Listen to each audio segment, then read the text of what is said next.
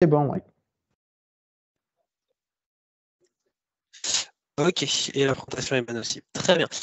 Eh bien, donc, bonjour à tous. Donc, je me présente, je m'appelle Antoine Mertz, je suis doctorant en dernière année au laboratoire 3SR de l'Université Grenoble-Alpes et je réalise ma thèse en partenariat avec, avec GRTgaz. Et donc, le titre de cette présentation-là, ça va être de vous présenter des essais de laboratoire sur des conduites modèles enterrées sous chargement de surface. Donc, Par contre, on voit ton écran l'organisation de la Teams. présentation, donc je vais Voilà. commencer par Ah, vous. c'est bon. Non, c'est Ah, bon. c'est bon, vous avez le plan là? Oui, là, c'est bon. Ok, très bien. Donc, je vais commencer par vous présenter le contexte industriel qui nous motive à faire ces recherches. Ensuite, le protocole expérimental qu'on a développé et mis en œuvre, quelques résultats et les perspectives du travail. Donc, au niveau du contexte industriel, GRTgaz, c'est l'acteur principal du transport de gaz en France. Donc, quand on parle de transport, c'est vraiment, on prend le gaz au niveau des pipelines transfrontaliers et des ports méthaniers. Et l'objectif, c'est de le transporter sur le territoire pour l'amener jusqu'au plus proche des lieux de consommation, donc qui vont être principalement les agglomérations et certains gros clients industriels qui sont en direct. Par contre, on ne parle pas de la distribution. Donc, on parle bien de GRTgaz et pas de GRDF. Au niveau du réseau, donc c'est un réseau qui fait à peu près 33 000 km de longueur cumulée pour des diamètres qui varient entre 80 mm et 1200 mm. Et en 2019, c'était environ 700 TWh qui ont été transportés, donc on parle quand même d'une installation qui est assez stratégique pour l'approvisionnement énergétique du pays. Donc, ce type de réseau-là, c'est un réseau qui est enterré. Donc, l'objectif, c'est de le protéger et aussi de faire de la place en surface. Mais quand vous avez des ouvrages qui sont enterrés, je pense que je ne vous l'apprends pas, il faut qu'ils résistent au poids des terres et également au chargement de surface. Donc, ça, ce sont des sollicitations qui vont venir chercher à écraser la conduite qui est creuse. Et les chargements de surface, ils vont être liés à tout ce qui se passe au-dessus de la canalisation. Donc, ça va être les routes, les voies ferrées, les remblais, les chantiers éventuels qui vont venir rajouter de la surcharge qui va diffuser dans le sol et venir affecter la conduite. Donc nous, on s'intéresse vraiment à l'impact de ces chargements de surface sur les conduites, ce qui fait qu'on est amené à négliger la pression interne qu'il y a normalement lors des phases d'exploitation des conduites. Étant donné que c'est une sollicitation qui est plutôt positive, qui est plutôt favorable vis-à-vis du chargement de surface, qui en diminue un petit peu l'impact. Donc nous, on la néglige, ça correspond à des phases d'exploitation où les conduites, elles sont soit elles viennent d'être posées, soit lors de phases d'opération de maintenance, par exemple. L'objectif des recherches, ça va être d'étudier vraiment le comportement de ces conduites-là sous des chargements de surface. Et c'est principalement ce que je vais vous présenter aujourd'hui. Maintenant, l'objectif derrière, c'est de pouvoir utiliser ces données-là pour évaluer les pratiques d'ingénierie actuelles, puisque donc il y a tout un nombre de méthodes de calcul et de réglementation qui existent sur le sujet, y compris des outils développés par GRTgaz. Ils ont développé leur propre logiciel pour calculer exactement ce type de situation. Et l'objectif derrière, c'est de conclure sur les facteurs de sécurité, donc qui a priori sont dans le bon sens, il n'y a pas tellement de problèmes, mais l'idée c'est d'avoir un meilleur regard sur le caractère sécuritaire de la pratique et pouvoir éventuellement justifier si on a une sécurité qui est suffisante, de pouvoir justifier grâce à une meilleure compréhension physique de ne pas faire de travaux de protection lorsqu'ils ne sont pas nécessaires, de pouvoir mieux piloter du point de vue du gestionnaire du réseau ces travaux de protection. Donc le protocole qu'on a mis en œuvre, tout d'abord, il s'articule autour d'une cuve d'essai qu'on a au laboratoire 3SR, qu'on surnomme la Visu-cuve, qui a un volume utile d'environ 2 mètres cubes. Donc elle fait 2 mètres de long et par 1 mètre de profondeur et 1 mètre de large environ. On peut la remplir avec un géomatériau et venir appliquer un chargement en surface avec un vérin électrique qui a une capacité de 18 kN. Par contre, au niveau des dimensions, moi, je vous ai parlé de conduites qui vont jusqu'à 1,2 m de diamètre et a priori, c'est quelque chose qui n'est pas très pratique de travailler avec et qui ne rentrera pas dans une cuve d'essai. Donc, le choix qui a été fait pour la campagne expérimentale, c'est de travailler sous conditions de similitude. Ce qu'on fait, c'est qu'on vient réduire les dimensions géométriques du problème par un facteur d'échelle qui est fixe. Donc, en l'occurrence, nous, on a choisi un tiers, c'est ce qui marchait bien vis-à-vis des dimensions qu'on avait. Et l'idée, c'est de s'assurer que ce qu'on a en échelle modèle, donc le modèle réduit, il a bien le même comportement, il a un comportement le plus représentatif possible de ce qu'on a à l'échelle prototype. Donc pour ça, il faut respecter tout un certain nombre de règles de similitude et ça implique notamment de correctement choisir les matériaux, les charges qu'on applique, etc. Donc Juste pour parler des conduites, donc les conduites prototypes qu'on a considérées, donc ce sont des conduites, en fait ce qu'on a fait c'est qu'on a regardé dans le catalogue de GRT Gaz qu'est-ce qu'ils utilisaient et on voulait quelque chose qui soit assez représentatif, sans être dans les extrêmes, quelque chose qui soit assez représentatif et quelque chose qui est assez courant sur le réseau. Donc on a focalisé notre attention sur un diamètre extérieur de 300 mm. Et ce sont des conduites qui sont disponibles sur différentes épaisseurs, donc de 4 à 6 mm. Et c'est des conduites qui sont en acier et enterrées à environ 75 cm de profondeur. Donc nous, derrière, ce qu'on a fait, c'est qu'en appliquant la similitude, on obtient une conduite de 100 mm de diamètre extérieur, une conduite modèle de 100 mm de diamètre extérieur, avec on a décidé de considérer 3 épaisseurs différentes, donc 1,35, 1,75 et 2 mm. L'objectif de ces 3 épaisseurs-là, c'est d'étudier différentes rigidités annulaires. La rigidité annulaire, c'est la résistance, enfin c'est la rigidité de la conduite vis-à-vis d'une déformation en anneau. Et en fait, ce qu'on voit, c'est qu'avec ces valeurs-là, si jamais on normalise par la rigidité annulaire de la plus grosse conduite, donc de 2 mm, celle de 1,75 en fait plus 66% et celle de 1,35 en fait plus que 33%. Au niveau, donc ça permet de bien graduer cette plage-là et d'avoir des conduites qui auront un comportement assez différent vis-à-vis de cette rigidité-là. Le matériau, ça devient de l'aluminium 60-60. Ça, passer de l'acier à l'aluminium, c'est pour respecter la similitude. Et la profondeur d'enfouissement, elle passe à 25 cm. Au niveau de la mise en œuvre et du remplissage de la cuve, donc le sable qu'on utilise, c'est du sable de Fontainebleau NE34, donc qui va être mis en œuvre complètement sec. Donc on aura un matériau qui est purement frottant, on n'aura pas de cohésion. L'objectif d'utiliser ce matériau, c'est que c'est un sable qui est assez courant en mécanique des sols expérimentale et donc c'est assez facile d'obtenir des paramètres, notamment pour les modèles numériques si jamais il y a de besoin. Et c'est un sable qui est bien connu expérimentalement. Il est mis en œuvre par différentes couches, donc on en a 4 couches, 3 couches de 20 cm, une couche de 15. Chaque couche étant compactée avec une plaque vibrante et on obtient une masse volumique globale d'environ 1630-1640 kg par mètre cube pour l'ensemble de la cuve. La conduite, on vient la mettre en œuvre dans une tranchée, donc on vient réouvrir après remplissage et compactage de la cuve, on vient réouvrir une tranchée qui fait 35 cm de profondeur, placer la conduite et ensuite on vient remblayer donc de manière à avoir 25 cm au-dessus de la conduite. Étant donné qu'elle n'est pas blindée et qu'on est sur un sable sec sans cohésion, les bords de la tranchée sont inclinés d'environ 35 degrés. Concernant l'instrumentation, donc, on a mis en œuvre plusieurs types d'instrumentation. La première que je vais vous parler, c'est les jauges de déformation. Donc, on a 6 paires de jauges bidirectionnelles qui sont orthoradiales et longitudinales. L'objectif d'avoir ces deux directions-là, c'est d'être capable d'étudier la flexion annulaire, donc vis-à-vis de la rigidité annulaire dont je vous ai parlé avant, mais aussi la flexion longitudinale de la canalisation, puisque le comportement longitudinal est assez important également pour ce type d'ouvrage-là. Elles sont placées sur la section centrale qui sera directement centrée sous la charge et on les a placées donc à l'extrados de la conduite selon le schéma de droite là, que je vous présente aux différentes orientations, donc à la clé, aux épaules, aux reins, aux hanches, aux radiers et au niveau du symétrique. Ces dominations-là, je vais les réutiliser ensuite. C'est ce qui est assez standard pour parler des différentes localisations sur les canalisations. Donc, c'est utilisé à la fois en France et aussi à l'étranger. L'autre instrumentation qu'on a développée et mis en œuvre, c'est des capteurs de déplacement interne, donc qui sont placés vraiment directement dans la canalisation. Et l'objectif, ça va être de mesurer au cours de l'essai, au cours du chargement, la variation des diamètres horizontaux et verticaux. Puisque sous l'effet de la charge, on s'attend à ce que la conduite elle se déforme, qu'elle passe d'une belle section bien circulaire aux tolérances d'usinage près évidemment, mais quelque chose de très circulaire, à une forme globalement d'ellipse, telle que je vous présente ici, donc avec une réduction de diamètre vertical, une augmentation de diamètre horizontal. Donc ces capteurs-là, leur objectif, ça va être de venir suivre ces évolutions-là. Au niveau du chargement, on a une plaque de chargement qui est rigide, qui fait 10 cm par 10 cm, donc à l'échelle modèle, encore une fois, avec laquelle on va appliquer 100 kPa avec différents paliers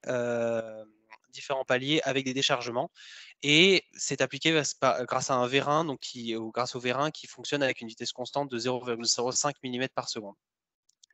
La plaque, elle est libre en rotation, c'est-à-dire qu'il y a une rotule entre le vérin et la plaque, donc elle peut tourner si besoin. Et on a instrumenté le tassement avec 4 capteurs de déplacement. Au niveau des résultats, je ne vais pas pouvoir tout vous présenter, mais je vais principalement vous montrer les déformations, les contraintes et les déplacements radio. Donc, les résultats que je vous présente, ils sont bien à l'échelle modèle. Donc, on est vraiment à l'échelle de ce qu'on a mesuré dans la cuve. Au niveau des déformations orthoradiales, donc encore une fois, on est vraiment sur le comportement en anneau de la conduite. Et ces résultats-là, je vous les présente pour 100 kPa de contraintes de surface et soumis à des déformations qui sont mesurées à l'extrados. Donc, ce qu'on voit, c'est que pour toutes les conduites, on a de la compression au niveau de la clé, de l'extension au niveau des reins et de nouveau de la compression au niveau du radier. Ça, c'est quelque chose qui est cohérent et qui est compatible avec une déformation en ellipse, comme je vous ai présenté donc sur quelques slides avant. On voit qu'on a des déformations qui sont plus importantes pour les conduites fines et qu'on a surtout pas du tout de symétrie horizontale. Donc ça, par contre, le fait de ne pas avoir de symétrie horizontale, c'est pas compatible avec une déformation en ellipse. Et surtout, on voit qu'on a quand même a priori une distribution qui est un petit peu plus complexe, puisqu'on a quand même le maximum de traction, il est au niveau des épaules, donc au niveau de 45 degrés, et c'est une des déformations les maximales. Donc après, on a quelque chose qui est quand même un peu plus complexe et pas symétrique, donc contrairement à une ellipse. Au niveau des déformations longitudinales, on a dans tous les cas, on a de la compression à la clé et de la traction au radier. Donc ça, c'est assez simple à interpréter, étant donné que c'est de la flexion longitudinale. Par contre, on voit que pour les conduites les plus fines, donc la courbe orange, on a vraiment un surplus de compression au niveau de la clé, donc à 0 degré. Ce qui a priori nous indique qu'on a une flexion, en plus du comportement global de la canalisation en flexion, on a une flexion localisée longitudinale dans ce sens-là.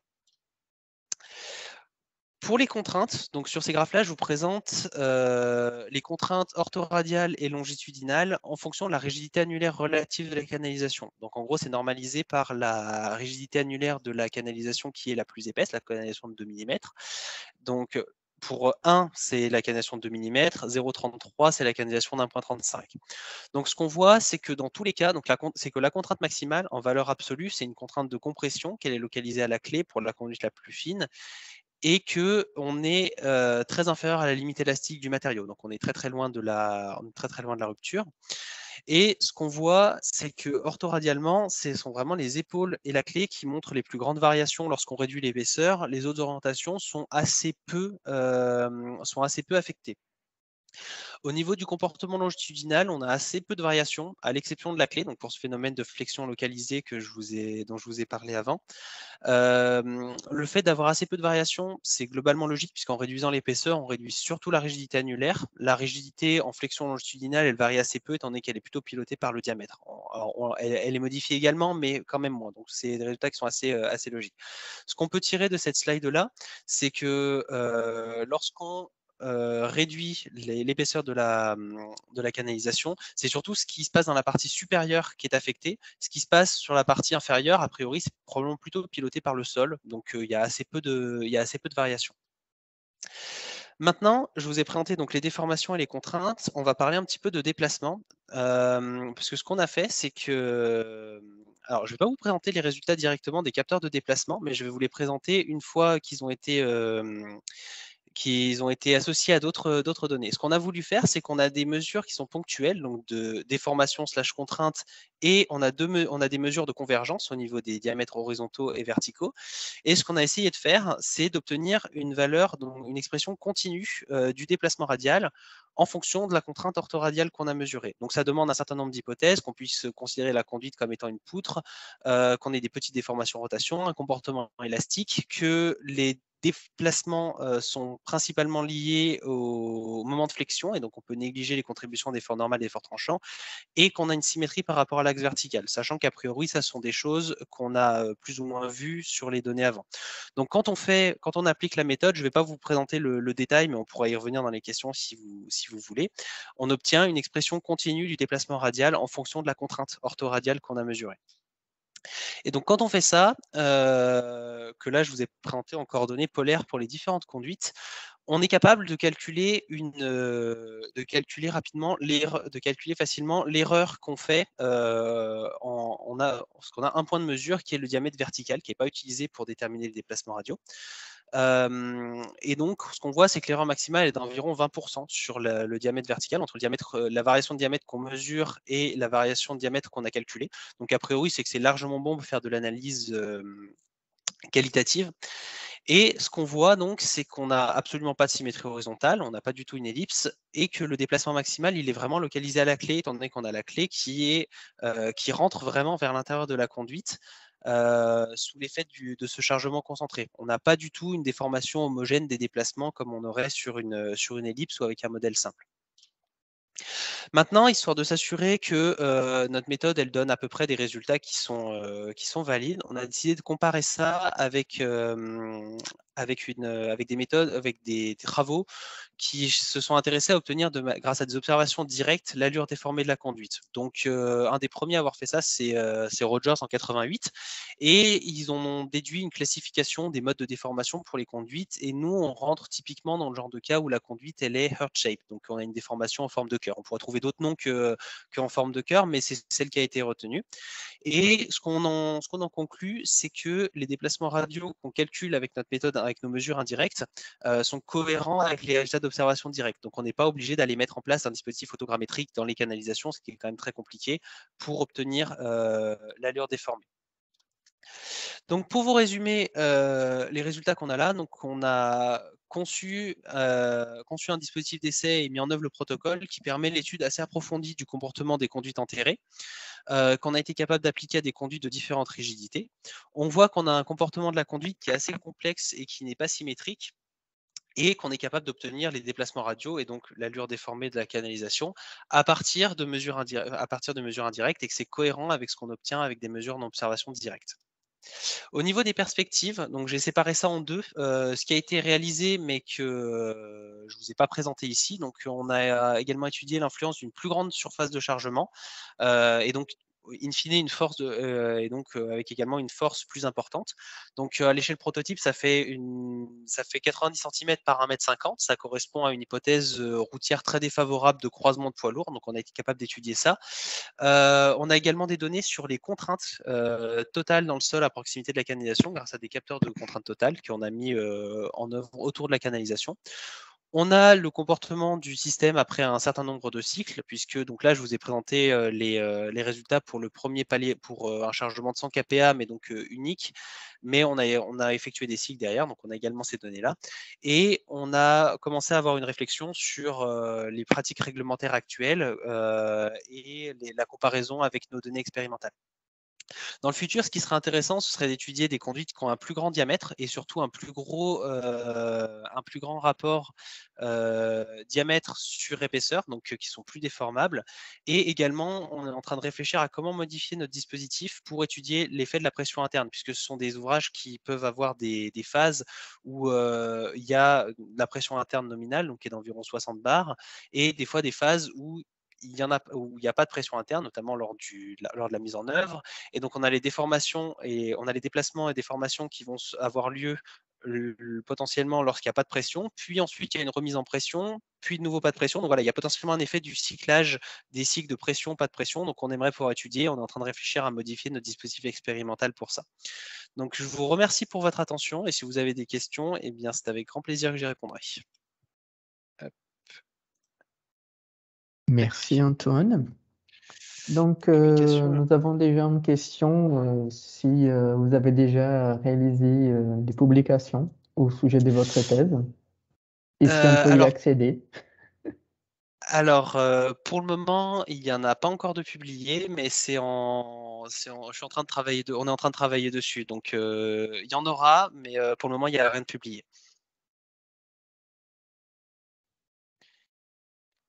Bon, la question suivante, des problèmes peuvent intervenir à l'interface inclinée des deux sols des fondations. Pensez-vous étudier ce type de situation? Interface inclinée. Alors, je suis pas sûr de bien comprendre la question pour le coup. Je pense que c'est quand vous expliquez votre méthode où on vient recreuser et appliquer en pente pour les remblaiements Vis-à-vis après poser. vis-à-vis de ce Voilà. slide-là, de la tranchée à bord incliné. A priori, en fait, on vient re-remplir avec des couches par couche et avec un compactage manuel. Parce qu'il me demande après un compte Microsoft. A priori, étant donné que c'est le même sable, je ne pense pas qu'il y ait trop de problèmes. Et de toute façon, l'interface est à part sous la canalisation, les interfaces sont rapidement assez éloignées. Je ne pense pas qu'il y ait de problème particulier ici, mais après, je peux peut-être me tromper. sol, propriété des terrains.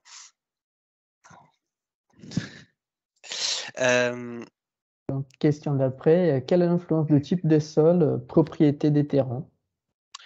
Alors c'est vrai qu'ici, on a testé principalement un sable sec, donc ce qui a priori a assez peu de chances de se produire spontanément, on va dire, dans le cadre des pratiques de GRT, étant donné qu'il y en a assez peu en France, des terrains de ce type. Après, au niveau de l'influence, c'est sûr que si vous avez des sols cohésifs, on va avoir ça va modifier les propriétés. Après, ce qu'il faut prendre en compte, c'est que globalement, c'est qu'il y a les pratiques réglementaires prennent assez mal en compte le type de sol, ou le prennent en compte comme étant un médium continu élastique. Donc a priori, pour le moment, l'idée c'était surtout d'avoir un sol bien maîtrisé, avec un protocole bien maîtrisé pour pouvoir les comparer avec ça. Et expérimentalement, travailler avec d'autres types de sols, notamment des argiles qui peuvent nécessiter de la consolidation, c'est pas forcément très facile.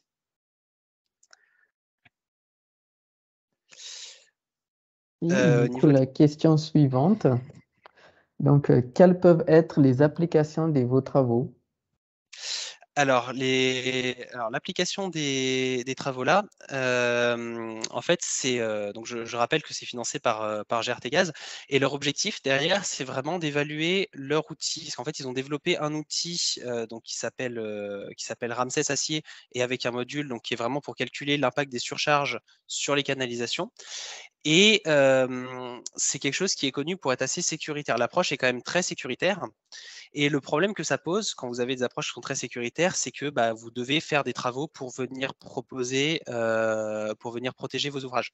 Et donc l'objectif derrière, c'est d'évaluer le degré de conservatisme de l'outil, éventuellement de le mettre à jour, de mieux prendre en compte la physique, et derrière de pouvoir justifier des facteurs de sécurité un peu moindres, et donc de pouvoir économiser sur les travaux potentiels. L'objectif, c'est vraiment de réserver, in fine, c'est vraiment de ne faire des travaux que lorsque c'est nécessaire, parce que réalistiquement, actuellement, au niveau des protections des canalisations contre les surcharges, il y a très souvent des travaux qui sont faits parce que réglementairement, on n'a pas le choix, mais qui pourraient potentiellement être évités avec des meilleures méthodes de calcul.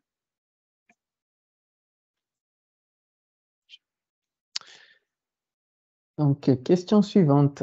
Avez-vous comparé vos résultats sur modèle et d'éventuelles mesures en réalité?